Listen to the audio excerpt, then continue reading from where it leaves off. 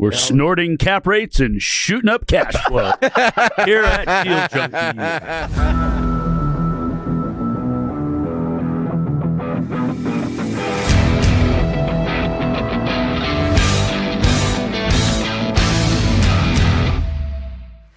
Welcome back to Deal Junkies.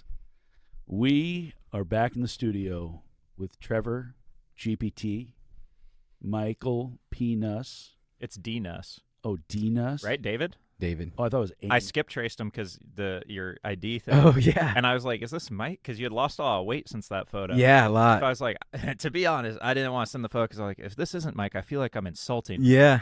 But It was like looking good. And then I skip traced you to see when your birthday was. Yeah. And I was like, this is It Mike. matched, yeah. Mike lost a whole mic. Dude, that looks like a mug shot. A big, fat, pissed off dude in front of a Yeah, camera. you're looking good now. I like it. I was in the DMV for 3 hours that day. Sorry. I can tell. Were you eating the whole time? Yes. I was so fat. I was like 285 pounds. Woo! All right. I'm Gabe Johansson. We're the Deal Junkies. We are going to bring you an episode right now. We're going to talk about the, what are we talking about? Repositioning? Not repositioning, but upgrading properties, problems we've ran into, and just current. That's called a reposition. Oh, okay. Repositioning. So oftentimes we talk about chasing deals, winning deals, how to finance deals, how to find money. This is what happens after you buy a This deal. is why real estate sucks. Well, it depends. There's different types of repositions. Some of them are easy. Some people like operations. Some people like operations. And if you're big enough, you can have a team that handles operations. True. Yeah. So to set this table and like give you some background on what these properties are, it's 58 units. We bought them. These were pieces of shit. So like they were about to be condemned basically, and they were going to take away the dude's license who was operating. I call that a closing gift. 2 weeks after closing, we got a 16-page letter from the city saying you got to fix all this stuff. I think we spent like $50,000 just on fixing the things on that letter. Yeah. So we got these we knew they were going to be work below market rent. We had our business model. We budgeted like $700,000 to $1 million for it. Number one mistake we made on the front end was we gave that whole reserve account to the property manager day one. So they saw this money and they're like, great. And then we got plenty of money. Yeah. Just fix everything. We blew through it way faster and did way less work than we should have with that amount of money. Learning lesson number one. And then learning lesson number two, we tried to do work cheaply, and it cost us money every single time by not hiring good workers because they would just steal our money or do poor work that you would pay for and then just have to go redo it. Yes. So like we lost $20,000 on a roof because had to redo it. Had to go redo the roof, and then they just stole our money. I'm glad you're laughing about that. Yeah. I'm not laughing. Hey, it's part of the deal. And now we're going after their bond, but we find out, their bond was maybe like turned off during that time. Yeah, insurance and all that. But anyway, so that goes back to the episode about how all contractors are overconfident. Other than Chad Montgomery. Yeah. So I rode with him in the car. He's a nice guy. That's great. Yeah. So now we got this property. We did all that. Now we've been stabilizing it, right? So now this thing bleeds with all the money we raised and how we structured the deal. We knew that was going to happen. We thought the reserve account would cover it for X amount of time. It didn't, as we're hitting the rent increases. We also messed up because we forgot to give the property manager a business plan of let's raise rent day one, and we waited for 6 months. Yeah, so it pushed back, and this is... Your income increase was delayed. And this is 58 units, so this is like, I don't know, it's $80,000 a month-ish, right, in income we're talking about. So that's $8,000 a month difference. So that's a unit turn every month that we're delayed by on 6 months, and that delays the next ones down the road as well. Yep. So you're saying we had a war chest, we had a plan, we knew this thing was rough, yes, but we didn't really make a good business plan that we could pass off. We weren't being good asset managers. Correct. When we started. I did good front end work if I knew what it all cost, but then it's like you got to now set the plan, and that's where you didn't tell me I need to do that. So I don't know how. We do property management. We're not asset managers. No. So I realistically what I should have done is I should have laid out the steps of what this all needed to happen and set the budgets and shared that with the PM, and then went around it. The problem is very much reactionary. We got in and no units had a heat source, and we had cockroaches everywhere, and we had raw sewage under the building. I mean, we literally bought probably one of the worst buildings, probably the worst building. 3 of the worst buildings. We bought 3 buildings. The other 2 weren't as bad, but the one unit that I said this is going to take up the whole war chest, I think you guys looked at me like I was crazy, but it did. I mean, there was a small portion of that portfolio that took a lot of money. So lessons learned on that. We could have budgeted on the front end, which now we do with Mark. It's great. We go through and we know on the front end a little better. This was still a great deal. So like these are the things we messed up on. I would do this again the exact same way we did anyway, 100% of the time. But what you would have done differently is you would have made a better business plan, not give the war chest to the property manager. And manage some of that a little bit better. Correct. And then set more of the plan rather than them dictate. I would have said, hey, here's the roof. Here's the time frame we want to do it on. Here's how we're going to budget for it and whatnot. Here's the unit turns. Here's the schedule of what we want to do on them. But anyway, so we didn't do that. We blew through it a little bit more. It cost a little bit more. Whatever. It's fine. We blew the whole war chest in under a year, didn't we? Well, yeah. It's asset management, and that's how syndications fail, is by bad operators. Yeah, and this was like 2 years ago. This was early on when I was investing into a little bit of stuff. So it was like I took on a lot at that point that I didn't realize. And then 58 at that time was a big deal for us. Yeah. And like, so now that taught us all lessons, right? So now our projects going forward past that, great. We learned these lessons and we do these things better, and it helped us tremendously, right? And we found the partners who know that stuff better than us if we didn't want to do it. Mm-hmm. But now we're still going through it, right? We're still dealing with the property. Now it basically pays for itself. Sometimes we have to do capital calls every once in a while. There's some CapEx stuff coming, and that's paying for unit turns and things as we continually go. It's stabilized. But the big thing, it's stabilized. But there's still so much more room to run on it. Yeah, it's not maximized. It's stabilized. Not maximized. But the big thing on these things that cause the biggest headache is tenants, actually, because it's not the building itself. All that stuff's easy enough to fix. It just costs dollars. He placed such bad tenants in all of these properties that cause us all the problems of not paying. So we're constantly evicting people. And then it's not that. It's this one bad seed in your unit causes terrible time for everyone else around you. So now you can't rent those units because one bad tenant ruins the whole personality of the project. Yeah, so I don't know. Can I talk about a lawsuit that's active or no? Sure. I don't care. Get me on here? I don't know. Yeah, why not? Okay, cool. So we got for a perfect example, we got these people, they came into this unit. They won't let us inspect the unit. They're just total assholes. They try to go fix stuff for them. They won't send maintenance requests, just send complaints. They just start cussing at property managers as soon as they go, right? Mm-hmm. These are tenants you're talking about. Tenants, yeah, up and down on top of each other at one property.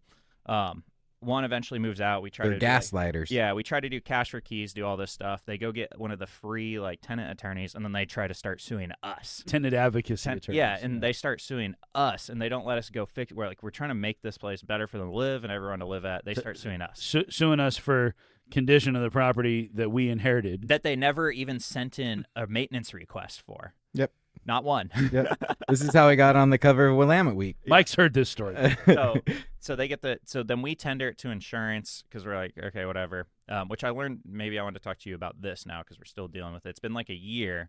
Insurance told us to leave the other unit that we renovated open for them, right?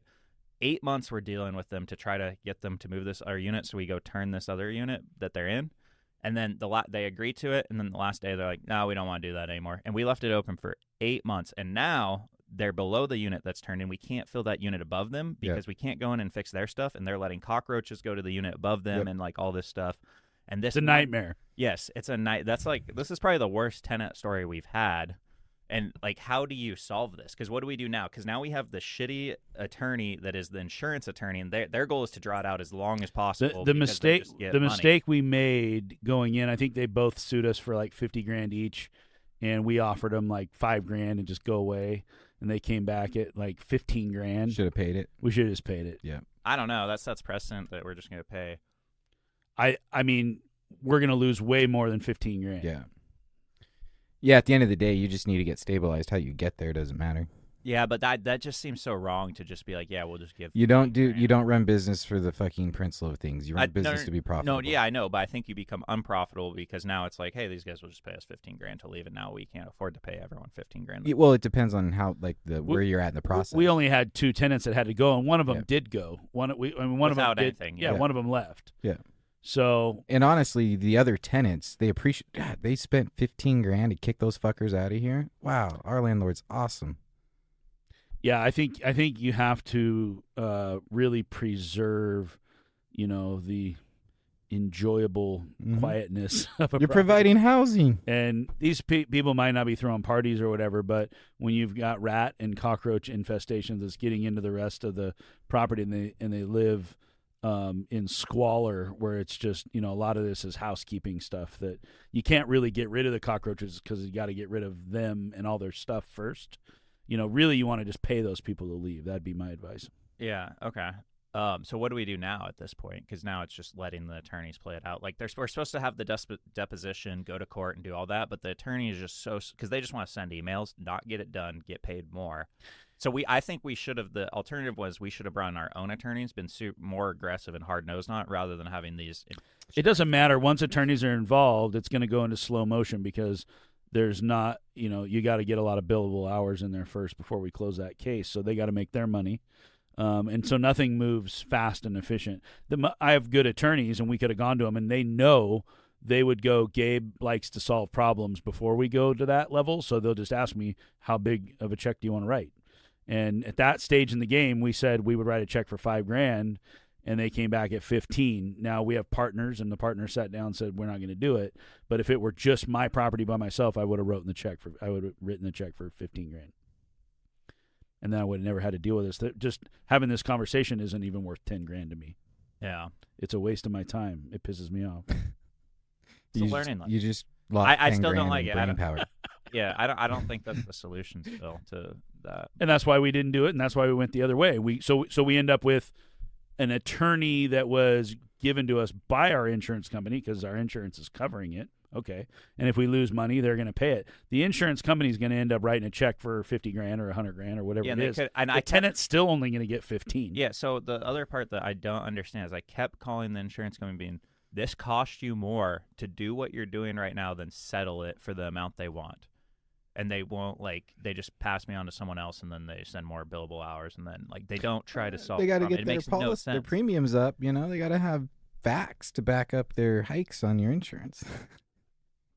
Yeah, I don't know why they wouldn't be more efficient about it or want to close the case. But we have a new problem because now they're paying rent, by the way. Yeah, but upstairs is not paying rent. We can't rent that unit. Well, we had to because the attorney told us to leave it vacant for that. them. Also a mistake. We should never listen to these guys. No. They don't know. They don't know landlord. They're just dumb. Because they don't. I asked him, do you know landlord-tenant law? He's like, oh, yeah, we deal with that. And then I started asking him a question. I was like, oh, you don't know landlord-tenant law. You just act like you do. Yeah, here's the thing with brokers and attorneys don't know because they never put their own money on the line. How often do they advise something and it didn't create any pain for them? Yeah. They don't know, right? Yeah, they're just trying to get paid. Yeah. Okay, so the solution to that problem is we're so far down the road, you just keep dealing with attorneys. We go to the deposition. And then I think beforehand, we could have just dealt with it with our attorneys. You're lucky that out of 58 units, you only have one horror story like that. Well, there were other stories, but not like this. Yeah, there's plenty of other stories. So then the other problems we have on that property is we got one lady who's subleasing a bunch of units. They went and rented a bunch of units, and they sublease for higher than the rents are and collect the spread. Smart. And they're they're causing problems for a bunch of tenants and whatnot. And so is her name on all the rental agreements? I think family goes on. Dude, I guarantee you have something in that lease where you can kick them out because they're not we living. inherited the lease. Is this like arbitrage? She's making money on it? Yeah. They're paying her rent. They're and paying she's her making rent. the payment. And you couldn't tell because they showed up on the rent roll, but you had shitty paperwork. So you can.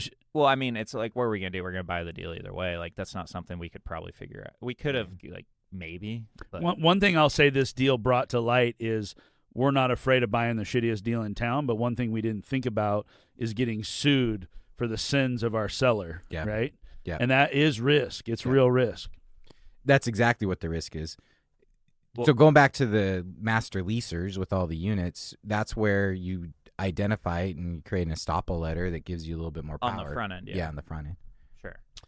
Yeah, I mean, are these folks that are living there, they must be undocumented or they're sex offenders or there's some other reason why they can't rent a unit? That's why they're doing it in her name?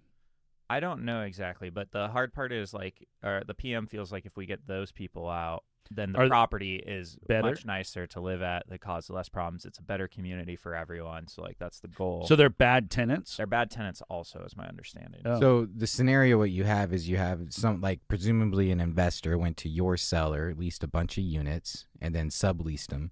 So the people living in the units, you don't have any. There's no screening. There's no background. Exactly. There's no financial accountability. No lease, so we should be able to say whoever's on the rental agreement, you have to be on the rental agreement to live there. To live there. Yep.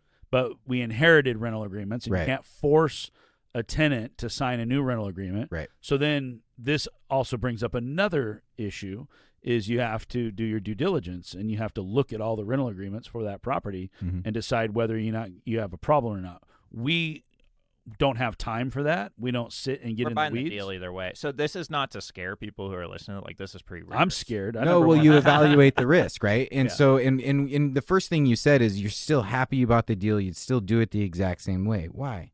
Massive forced appreciation, both through management and physical improvement, manipulation of the property. Yeah, and this isn't happening on all the deals all the time. Like, these are the worst properties. Well, in that whole episode we just recorded about your personal your SREO, this is a huge part to your SREO, and it's just a huge lift because of the type of asset. But at the end of the day, you're going to have great DTI on it, you're going to have great equity on it, and it's going to be a piece that sticks out on your SREO that other lenders are like, these guys are bankable. Yeah, and then we'll 1031 out of it. We'll buy something a little nicer, maybe, or we'll go buy. No, we'll go buy something that's hopefully shittier but bigger. Right, you just and do the same thing. Makes it even better. Yeah. So we're gonna keep doing this, but we're gonna do it different because why? We're not gonna call our insurance company. No, I think that's to fight our battles. This is the weirdest thing that I've ran into, is that one situation. The other tenant stuff, that's just like some. By the way, this is my out of 1,000 units. This is my first lawsuit, and it's the first one I've ever turned over to insurance. So this is my first rodeo, just like it's your first rodeo. Yeah, but you're a slumlord. That's what you're saying. No, we're making. I partnered with a slumlord. Trevor got us into a deal and got us sued. No, this is. We're making this property, like, the city loves us because they were about to take the license. And we fix everything they tell us to fix, and we go fix everything. We can't hide. You know what I'm saying? We're not behind the grill in a Chinese restaurant in Vancouver, Washington. We're SMI. Like, I mean, of course, they're going to come knock on the door and go, like, guys, we're going to shut your property down if you don't. I mean, that's the weird thing about slumlords, is the city's scared of them. They either don't want to deal with them. Weird. They don't want to talk to them. They just get sick and tired of it. But as soon as they get a good owner in there, man, they were on us like literally in less than 2 weeks. Especially one with your reputation. Yeah. Oh, this guy. Just what we needed. Gabe to buy that building. Oh, Gabe's got it. Let's go tell him all the things he gets to spend money on now. Yeah, so it's like $80,000 on the first one. Now we're going through the inspections on the next one. But anyway, so now it's covering for itself. Now the next thing is like, okay, we could start turning these units, but we've increased rent for about 2 years or so. So now it's getting closer to market, right? And now it's to the point where it's like, okay, you're probably not going to give QLRs or anything on any of these units, and you're just going to increase rent and let them. So QLR, you're talking about pushing tenants out, paying them to leave, basically. Mm-hmm. That's a decision you got to make on a case-by-case basis. It depends on the marketplace. There's a couple of ideas that you've brought to my mind, but one of them is, how hard are we going to press on the gas for that rent roll? How hard do we want to push it? And in some markets, you can push hard and you don't get a lot of turnover. In other markets, you don't care. You actually want the turnover. And so usually, like in a market like we're in right at this moment, it's harder to rent units. We're not getting back to highest achieved, what we got over the last couple of years. And so we want to be really, really careful that we don't create a ton of turnover. Yeah, and now I think if you're taking a unit from 1,100 to 1,300, you just wait because you're 2 rent bumps. Well, you can't. You're 2 rent bumps away, and so then it's not worth paying $8,000 to $20,000. Yeah, so now it comes back down to, do you give them a $110 bump or do you give them a $50 bump or a $75 bump? Like, you can still. Everybody expects to see their rent go up a little, but how much can you raise it before people start leaving, unless you want them to leave? And then maybe, like you said, you've got a few units there that have tenants you don't like, bump them the full 10%. Are you allowed to do that? Just pick and choose units? Yeah. You just can't go over the max. You can raise. Well, but think about it, because you got some people at 1,100, some people are at 1,200. You're not going to raise them up the same amount anyway, right? Yeah. But you can raise some of them up 5%, some of them up 10%, just to try to get them to market. But you can go. I mean, I did this once. I raised the rent before rent control was in. We had a tenant, and they were causing a bunch of problems, having parties. It was a total disaster, nightmare. And we said there was no real. We didn't want to evict them for some reason. I can't remember why, but the decision was we would just raise their rent $400 a month. And so it's like, okay, so we raised the rent. It's like, well, if they want to stay and pay this much, we'll let them stay. Well, we raised the rent $400, and they stayed. And they were a tenant for like another year or two. And they actually got a little bit better. They weren't as big of a headache after that.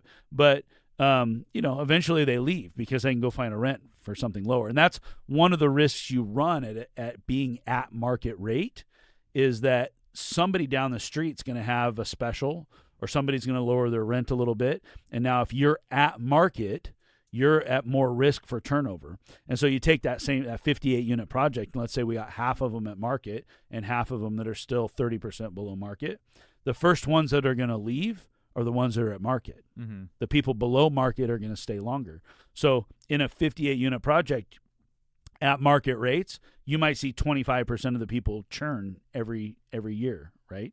And so a quarter, whatever, 10 units, 12 units, whatever might turn every year at market. You run those at 20, 30% below market, you might only see 5% churn, because nobody's going to leave because they go, well, I'm only paying $900 or $1,000 and I can't go anywhere and get that, right? And so you're just winning on price. As soon as you get that rent roll up, you've got a new problem. You're going to have more turnover. Yeah. That's why I run 0% vacancy on value-add buildings, because the income stream in place with 0% vacancy is what it is. But when they move and you can reposition it quickly, that increase in rent will make up for it. So you don't want to sabotage your deal by underwriting it incorrectly. So the takeaway is sometimes you want people to leave, Yep. and so you're promoting them to leave by raising rents, and other times you want people to stay, and so we always consult with our owners on the management side and go like, how hard do you want to press the gas? Because me personally, I'm pretty aggressive. I want to get these things. I don't care about the turnover for the most part, but once we start seeing that units are not renting as quickly, or we're not achieving as high of a rent, well, you don't want to do anything to get rid of those folks. You want to, you got to balance it out, right? You've got to have a good business plan, but at the same time, you don't want to just you don't want to have, people brag all the time about average tenant in my complex has been there 10 years. And we love that, because it's like, well, obviously it's below market, right? So there's a natural attrition that happens here. And when you're above market or you're at market, you're just going to see a lot more people move around. Mm-hmm. Yeah, I mean, the game we're playing now is just like how fast you increase rents, what's worth it, versus the amount of income that's bringing in versus what we're spending on unit turns. Because now we're used to, for the past, 2 years, to be at break even. A big portion of that is going to CapEx stuff, right? So now it's just budgeting it all out, so you don't have to go. Well, you're going to have to keep moving the rents because insurance is going up. Utilities are going up. No, but I'm saying versus QLR versus rent raise, and then you're doing the math on that, because you're like, okay, I could get 200, 250 more in this, but is it worth it to go spend the 10 to 15 grand to do that? I think the best model there is to review your rent roll every month and have your managers put out increases every single month. Not to do this one time a year, but to do it every single month to the ones that qualify. Yeah. And then sit back and wait for the fallout. Yes. And if you don't have much fallout and you want to push more turnover, you can go do a QLR, which is qualified landlord reason to terminate a lease. And that one of the reasons is you're going to do a major renovation and it's not going to be safe for them to live there. You have to pay them 1 month's rent, give them 90-day notice to move. Okay. So in some projects I own, the rents are still, I've got half the units up to market and the other half are still 30, 40% below market. And so what we do is I just talk to the managers. I say, let's back off the gas. Let's push on the gas, back off on the gas. And as long as they're already turning a unit or two, we don't press on the gas. But as soon as we've been 100% occupied for a month or two, we'll do a QLR on a unit or two, and we'll force so that we've always got the teams turning at least a couple of units at all times so that we're building that rent roll. But I don't want to have 5 people move out and then I'm QLRing everybody else and now I have 20% vacancy at the project. Yeah, so you're just monitoring and playing the game with it. Mm-hmm. There's one thought I was thinking about. We were talking about stabilizing versus maximizing. I always thought about stabilizing was more on a brand new property. Build a new property, you got to get it rented up, you got to get out of your construction loan, go to perm and do all that stuff. But what I had never really understood is when you buy a property, I kind of saw that as the finish line, and it was like, yay, I bought a property and now checks should just show up in the mail or whatever you think, right? And it's just not really how it goes. Depending on the project, especially if you're doing value add, and people hear us talk about value add, we want to build something. A brand new project is value add. You took a piece of dirt, you turn it into a building. You take a piece of shit, you turn it into a better building. What we're doing, like Mike talks about, is forced appreciation. We're not trying to park cash and make a certain yield on that cash. We're trying to buy a building and run it better than the last person did and make it worth more by forcing it to be worth more. Or we're trying to build something out of the ground and create the value that way. But there's a stabilization process in every property that you buy, not just when you build a new project. You have to think about this because it could be 6 months or a year. Everybody told me in the beginning it'll take 6 months or a year.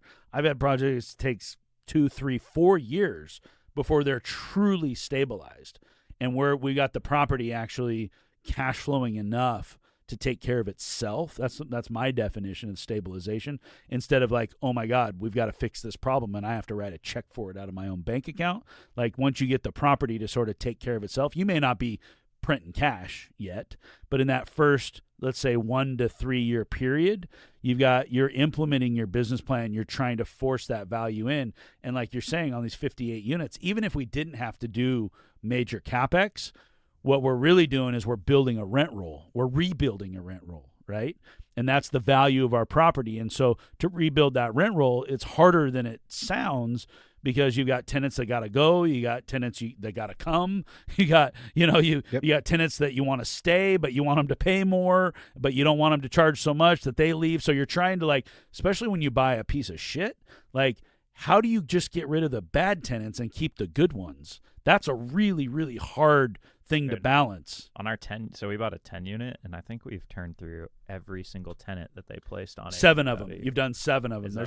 There's 3 legacy tenants there still, and like the rest of them just stop paying. Yeah, like, and that's the difference between physical reposition and management reposition. And honestly, management reposition is probably the most valuable when you understand how to do that right. And you can implement it. Yeah, because the value of your property, I did a new roof. Okay, great. What's it worth? I mean, right. It's been $50,000 on a roof. Well, is it worth $50,000 more? Not really, right? It's where the rent roll is where your appreciation comes from. It doesn't come. It's where your real estate, your borrowability comes from. If you went to sell, or you went to go get insurance on it, that might be a problem. But if you go to sell, your buyer is going to buy based on what your rent roll says. The lender is going to lend what the rent roll says and the way you're making income. Now, they're going to back off for the $50,000 roof if you don't do it. Right. But it's, it's not really, you're not really, there's a lot of things you can spend money on your property that don't make it go up in value. It really just is something that is going to save you from a haircut down the road if you sell. Mm-hmm. Do you think on like the 10 unit and this 58 unit that they were collecting rents before us from all these people, or were they just not just mismanaging it? Like that 10 unit property, like where we're struggling and these people just stop paying. Do you think they were collecting at a higher rate? I'll tell you exactly what they were doing.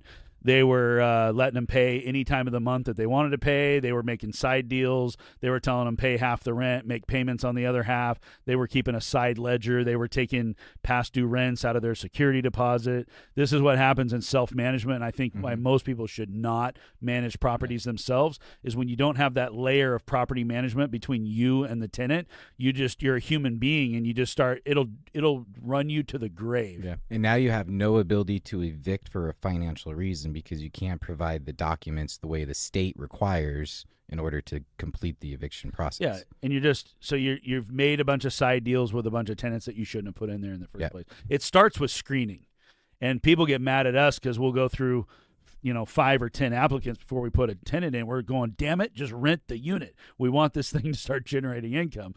But we don't, because we know we have to deal with that tenant once they're in there. And we also know that tenant can ruin a whole property. And so we try to be as careful as we can within the boundaries of the law. And we do a really careful job in screening people to make sure they can pay their rent and they're not going to be a problem to the I mean, I bet you if we screened every one of those 10 tenants at that 10-plex, that not one of them would be approved by SMI to move into one of those buildings. Had we done it on the front end, yeah. Well, I mean, we inherited those tenants. Yeah. That's a whole nother thing, is you're inheriting, like we talked about, the sins of the seller. You inherit that in the form of your rent roll with your tenants, and they've put in whatever tenants that they're going to put in. So you have to decide if you're going to do a value add. One of the ways that we value add is, like Mike's talking about, through the management, the better management. We bring in better management. Well, part of that is you're going to have to somehow get rid of the riffraff and change the personality of the property, and that may take 6 months. It might take a year. It might take 2 or 3 years. 2 years, yeah. But what I found is that you can take a property, and if you clean it up on the outside to be somewhat presentable, maybe you restripe the parking lot, or maybe you cut back the landscaping, or add new lighting, or throw a coat of paint on it, or whatever you do. If you can come in right away and make a splash on the exterior, you can start to get rid of the riffraff and turn those units nice enough to where you will get good tenants to move in next door to bad tenants. And it's just a process. It may take a little longer to rent them, and some of your good tenants may leave, but you can start to, if you really put a lot of focus on it, you can get rid of the bad tenants, and you can get, I always thought, like, you just have to clear the whole place out and start over, but you can blend your new tenant archetyped with the one that you inherited, and you can pull it off if you have good property management. Mm-hmm. Yep. So much more valuable than the physical part. What'd you learn, Trevor? I mean, I just learned how one tenant can cause such a problem for you. Like, where you could have 57 other ones who are just fine, and the one causes all the headaches. So in our partnership, you took on the role as asset manager. And so it's your job now to meet with the property manager once a month. You guys walk the grounds, you go through the numbers, and you're paying attention to, so they're boots on the ground, making sure we're advertising our units, screening tenants, collecting rents, paying the bills, doing all the mundane stuff. But you're helping the property manager understand our business model now. And from what I can tell, you guys have found a way to work together really well and communicate together really well, and they're understanding better what you want. They do a great job with it now, I would say, but the front end was what caused a lot of headache.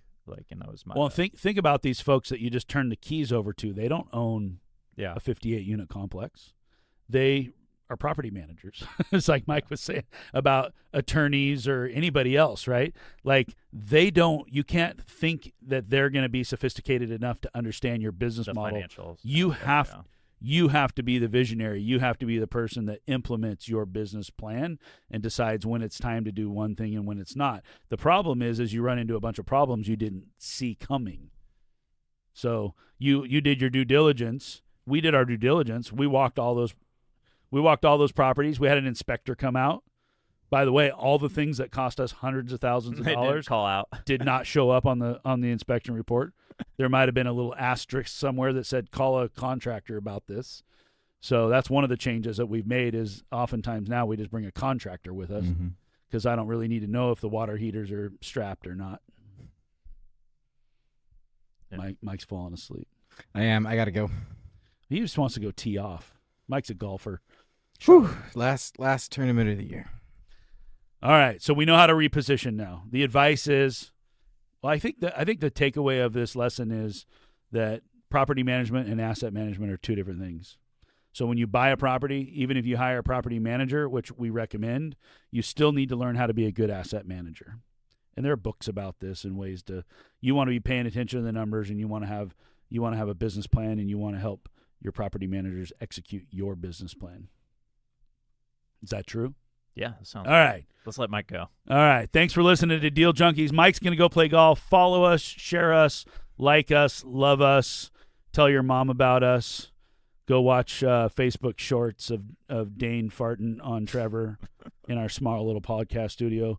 We love you guys. We love recording this podcast for you, and we look forward to seeing you next time.